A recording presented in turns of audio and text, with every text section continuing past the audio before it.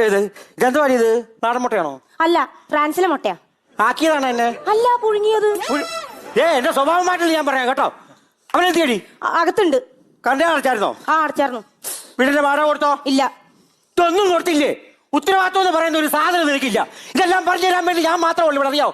എന്റെ നീ നോക്കി നിൽക്കരുത്, ഞാൻ പറഞ്ഞേക്കാം. ഞാൻ ഇന്നോ നാളെയോ എന്ന് പറഞ്ഞു നിൽക്കുന്ന ഒരു മനുഷ്യനാണ്, അറിയാവോ? അയ്യോ, എന്തിനാ നാളെയൊക്കെ എടുത്ത് ഇന്നേക്കൊന്ന് കെട്ടിയെടുത്തുകൂടായിരുന്നോ? എന്നാ? അല്ല, നാളെ കാക്കിക്ക് കുറച്ച് ചോറ് ഇടണമെന്ന് പറയായിരുന്നു. ഞാനല്ലേ, നിന്റെ നല്ല മനസ്സാവോളെ, എനിക്ക് ഭയങ്കര ഇഷ്ടമാണ് നിന്റെ അത് കാരണം. അയ്യോ, സുധിയേട്ടാ, സുധിയേട്ടാ, ഇങ്ങോട്ട് വാ, ഇങ്ങോട്ട് വാ.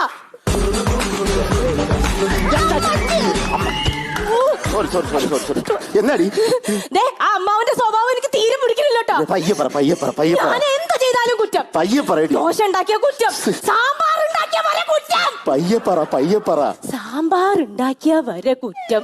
ഈ സാമ്പാർ ഉണ്ടാക്കിയാ മതി, ക്യാമറ